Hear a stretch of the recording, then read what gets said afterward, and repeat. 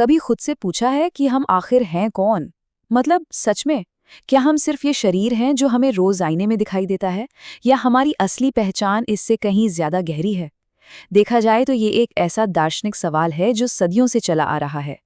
आज के इस एक्सप्लेनर में हम एक बेहद ही दिलचस्प आध्यात्मिक पाठ के जरिए इस रहस्य को समझने की कोशिश करेंगे और देखेंगे कि हमारी असली पहचान के बारे में इसका क्या नजरिया है।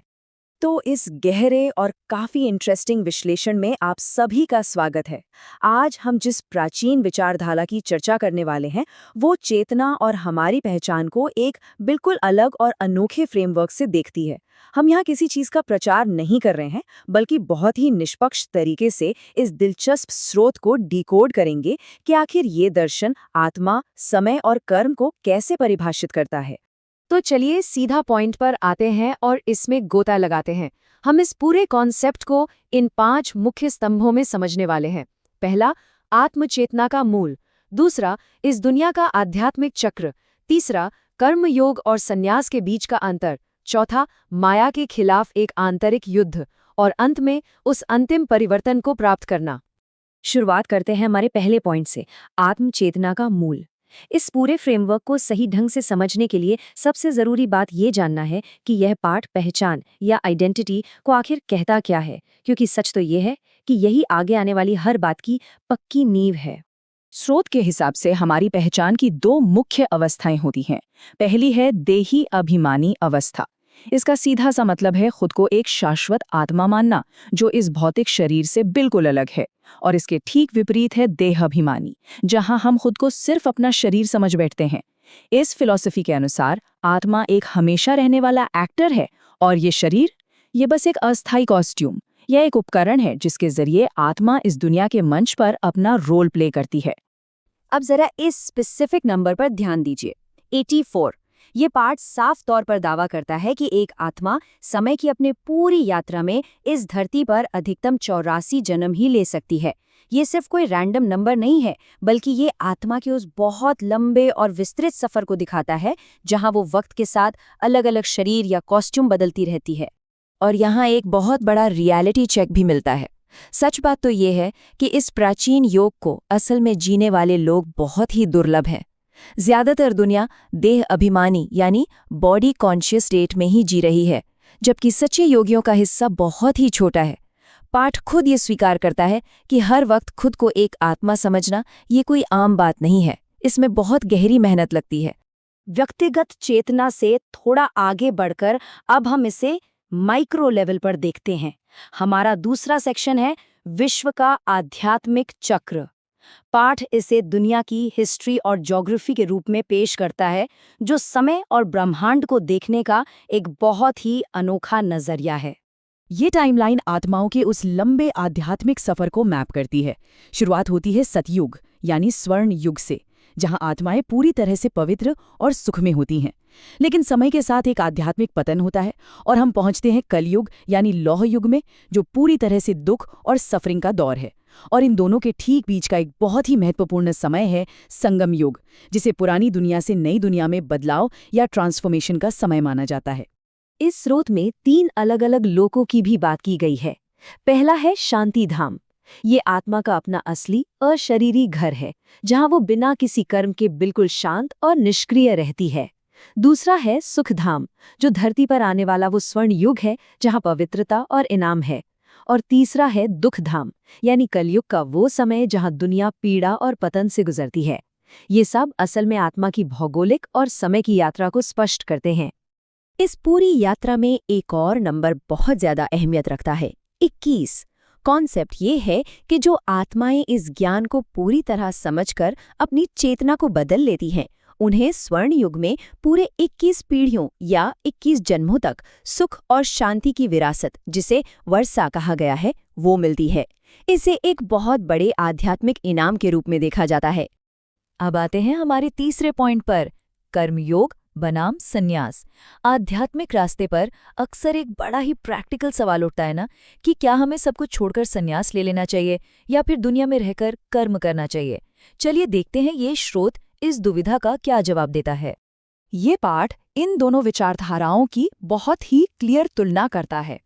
एक तरफ है कर्मयोग, जहां आप दुनिया में रहते हैं, अपने रोजमर्रा के सारे काम करते हैं, लेकिन अंदर से लगातार एक आध्यात्मिक स्मृति या याद में टिके रहते हैं। और दूसरी तरफ है कर्म संन्यास, जहां भौतिक कामों को पूरी तरह छोड़ने और पहाड़ों या जंगलों में जाकर दुनिया से अलग होने की कोशिश की जाती है। स्रोत यहाँ स्पष्ट रूप से कर्म संन्यास को खारिज करता है और कर्म योग का जोरदार समर्थन करता है। तो सबसे अहम बात जो यहाँ निकल कर आती है वो ये है कि ये दुनिया एक कर्म क्षेत्र है। लॉजिक बहुत ही सिंपल और स्ट्रांग है। जब तक आत्मा एक भौतिक शरीर में है और उसके पास कर्मेंद्रियां हैं, तब तक सच्चा कर्म संन्यास तो असंभव ही है। कोई भी बिना कर्म किए रह ही नहीं सकता। इसलिए असली चुनौती बाहरी कर्मों से भागना नहीं है, बल्कि दुनिया में रहते हुए अपनी आंतरिक जागरूकता को बदलना है। इसके बाद हम इस दर्शन के सबसे बड़े और केंद्रीय संघर्ष की ओर बढ़ते हैं। हमारा चौथा सेक्शन, माया के खिलाफ युद्ध। और दिलचस्प बात यह है कि ये कोई ऐसा युद्ध नहीं है जो बाहर किसी मैदान में लड़ा जाता है, बल्कि ये तो मन और बुद्धि के भीतर लड़ा जाने वाला एक पूरी तरह से अदृश्य और आंतरिक युद्ध है।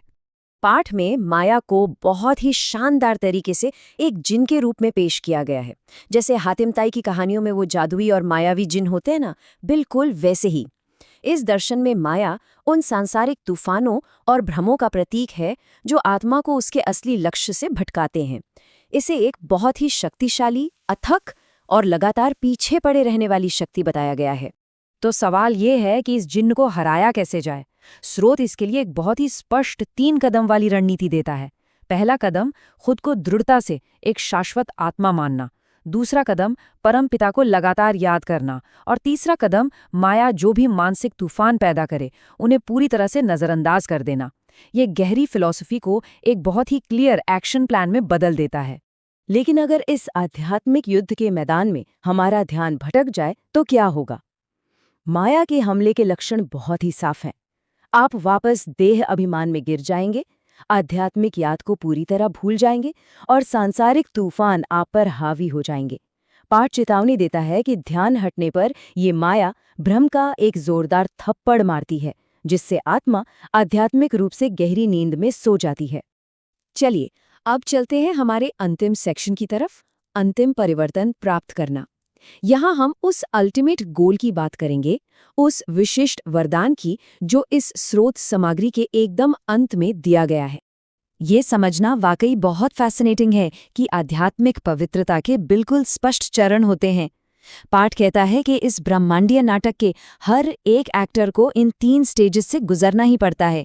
सतो प्रधान यानी पूर्णतः शुद्ध अवस्था, फिर रजो यानी मिश्रित अवस्था, और अंत में तमो यानी बिल्कुल अशुद्ध या पतन की अवस्था। कोई भी इससे अछूता नहीं है और वापस अपनी मूल शुद्ध अवस्था में जाने के लिए इसी चक्र को गहराई से समझना जरूरी है। इस अंतिम परिवर्तन की ओर बढ़ते हुए स्रोत साधना और साधन के बीच एक बहुत ही शार्प और जरूरी अंतर बताता है। साधना वो शाश्वत आंतरिक अभ्यास है जो आत्मचेतना की असली नींव है, जबकि दूसरी तरफ साधन वो अस्थायी भौतिक सुख सुविधाएं हैं जो इस पुरानी दुनिया का हिस्सा हैं। सफलता के लिए इन दोनों का अंतर समझना सच में एक गेम चेंजर है। और यहीं पर यह बहुत ही शक्तिशाली रूपक सामने आता है। अस्थायी साधनों के आधार पर साधना का निर्माण करना रेत की नींव पर इमारत बनाने के समान है। पाठ बहुत गहराई से चेतावनी देता है कि एक अविनाशी और हमेशा टिकने वाली आध्यात्मिक स्थिति पाने के लिए कभी भी इन नाशवान चीजों पर निर्भर नहीं रहना चाहिए, क्योंकि वो सुख सुविधाएं तो कभी भी खत्म हो सकती हैं। जो हमें इस अंतिम और सबसे अहम सवाल पर लाकर खड़ा कर देता है, क्या हमारी पहचान की नींव भ्रम की इस खिसकती हुई रेत पर बनेगी या वो उस शाश्वत आत्मा में पूरी मजबूती से टिकी होगी? इस पूरे दार्शनिक ढांचे को समझने के बाद ये वाकई एक ऐसा विचार है जो आपको सोचने पर मजबूर कर देगा। आज के इस एक्सप्लेनर में हमारे साथ जुड़ने के लिए आपका बहुत बहुत